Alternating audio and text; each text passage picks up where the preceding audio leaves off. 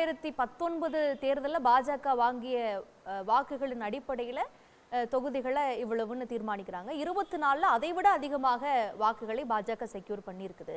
இப்போ பாஜக வளர்ந்துருக்கிறதுங்கிற அடிப்படையில் 50 தொகுதிகளை வாங்கலாம்னு ஒரு திட்டம் இருக்கு பாஜகவுக்கு. அது அவங்களுடைய ஒரு நியாயமான ஒரு ஆஸ்பிரேஷன் தானே அப்படிங்கிறாரு.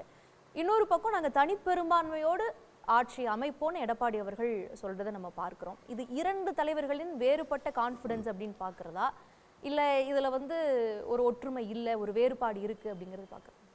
வாக்கு விகிதம் பற்றிய கணக்கை இறுதியாக பார்ப்போம். ஆனால் இந்த அமித்ஷா பேசியிருக்கிறதுல ஒரு பெரிய மாற்றம் நடந்திருக்கு. அது இந்த விவாதத்தில் குறிப்பிடப்படவே இல்லைன்னு நினைக்கிறேன். அமித்ஷா அவர்கள் என்ன சொன்னாங்கன்னா, முன்னாடி கூட்டணியை அறிவிக்கும் பொழுது என்ன சொன்னாங்கன்னா, முதலமைச்சர் எடப்பாடி அவர்கள் தான் கூட்டணி ஆட்சி அமையும் அப்படின்னு சொன்னாங்க. அதை மறுத்து தான் எடப்பாடி அவர்கள் என்ன சொன்னாங்கன்னா, இது கூட்டணி ஆட்சி, அதிமுக கூட்டணி ஒரு கம்மா போட்டு ஆட்சி அப்படின்னு சொன்னார். அதிமுக ஆட்சி அப்படின்னு ஒரு விளக்கம் சொன்னார்.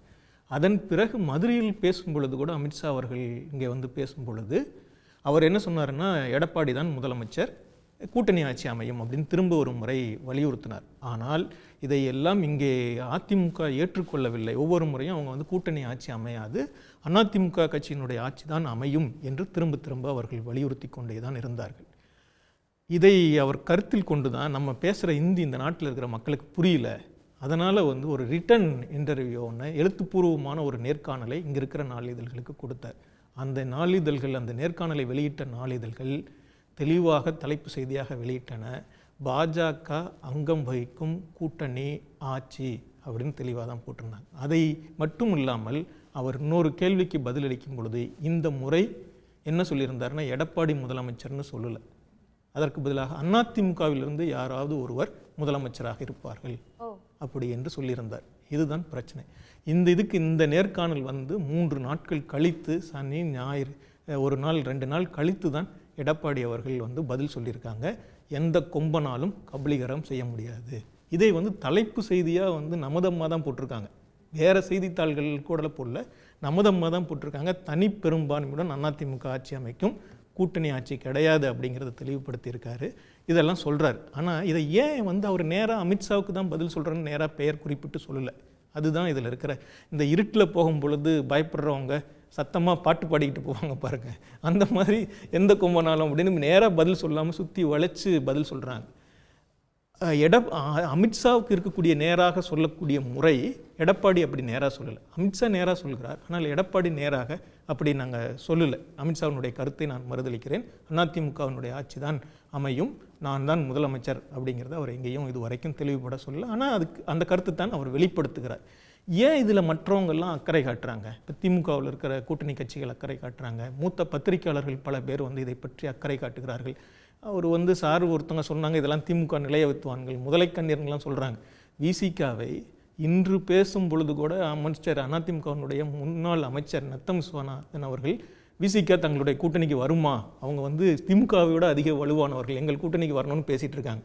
ஆனால் இங்கே இருக்கக்கூடிய அதிமுக ஆர்வலர் ஒருவர் அவங்க முதலை கண்ணீர் வடிக்கிறாங்கலாம் சொல்கிறாங்க. ஆனால் என்னுடைய கருத்து என்னவென்றால், திருமாவளவன் போன்ற மூத்த தலைவர் தமிழ்நாட்டினுடைய நலன், இது வெறும் அதிமுகவினுடைய பிரச்சனை மட்டுமல்ல, தமிழ்நாட்டினுடைய நலன், தமிழ்நாட்டினுடைய அரசியல் சமநிலை, திமுக அதிமுக என்று இருக்கக்கூடிய திராவிட இயக்கங்களுடைய எந்த அரசியல் சமநிலை சீர்குலைந்து போய்விடக்கூடாது என்பதற்காகத்தான் அவங்க இதை பற்றி கவலைப்படுகிறார்கள். இதை வேறு எந்த காரணமும் இல்லை, அவர்களுக்கு இதனால் எந்த இதுவும் நடக்கப் போவதில்லை. பாஜக வந்தா ஏன் அந்த சமநிலை மாறும் சொல்றீங்க? பாஜக அது இப்பொழுதே தேர்தலுக்கு முன்பாகவே அவர்கள் கூட்டணி அமைச்சரவை என்று பேசத் தொடங்கிவிட்டார்கள், நாங்கள் பங்கேற்கும் அமைச்சரவை என்று பேசத் தொடங்கிவிட்டார்கள். இன்று செய்தித்தாள்களில் பிரேமலதா கூட்டணி அமைச்சரவை வரவேற்கிறார், மற்ற ஒவ்வொரு கட்சிகளும் ஜி.கே. வாசன் கூட்டணி அமைச்சரவை அமைந்தால் என்ன தவறு என்று கேட்கிறார்.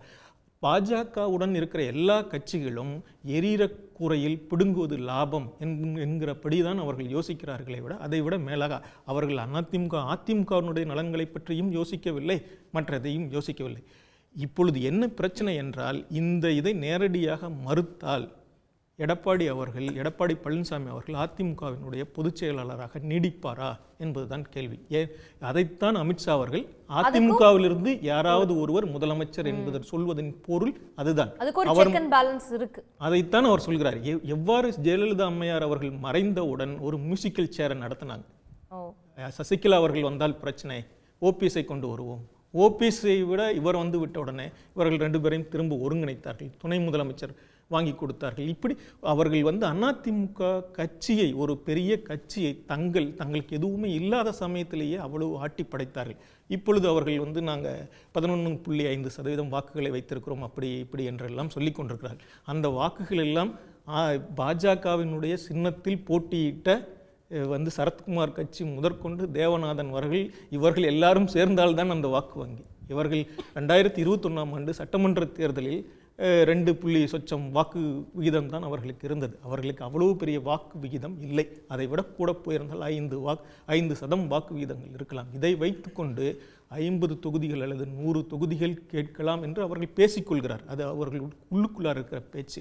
ஆனால் வெளிப்படையாக இருக்கிற பேச்சு என்னவென்றால், இன்றும் தமிழ்நாட்டினுடைய முதன்மையான எதிர்க்கட்சியாக இருக்கிற ஒரு எதிர்க்கட்சி அந்த கட்சியை பார்த்து, அந்த கட்சியினுடைய தலைவரை பார்த்து, நீங்கள் முதலமைச்சர் அல்ல, உங்கள் கட்சியிலிருந்து எவராது ஒருவர் முதலமைச்சர் என்று பேசுகிற தைரியம் அமித்ஷா அவர்களுக்கு இருக்கிறது, அந்த கட்சிக்கு இருக்கிறது. இது அதிமுகவிற்கான ஆபத்து மட்டுமல்ல, தமிழ்நாட்டிற்கான ஆபத்து. இதை பற்றிய கவலை தான் இருக்கிறதே ஒழிய, இவர்கள் சொல்வது போல முதலை கண்ணீர் வடிப்பதெல்லாம் இல்லை. பல அதிமுகவின் மீது பற்று கொண்ட, அதிமுக வந்து நன்றாக இருக்க வேண்டும் என்று நினைக்கிற, அதிமுகவை ஆதரித்து வந்த மூத்த பத்திரிகையாளர்களே அவர்கள் இந்த கருத்தை சொல்லியிருக்கிறார்கள். இதை வந்து எடப்பாடி அவர்கள் தெளிவுபட சொல்ல வேண்டும் என்று சொல்லியிருக்கிறார். அவர் தெளிவுபட சொல்லவில்லை, தெளிவாக சொல்லியிருக்கிறார். ஆனால் அது அமித்ஷாவுக்கு சொன்னது போல சொல்லாமல் இந்த பக்கம் திரும்பி திமுக கூட்டணி கட்சிகளை பார்த்து கொண்டு அவர் சொல்லுகிறார். இது போதுமான எடப்பாடி அவர்களுடைய இந்த ஆக்ரோஷமான கருத்து வந்து பலன் அளிக்குமா?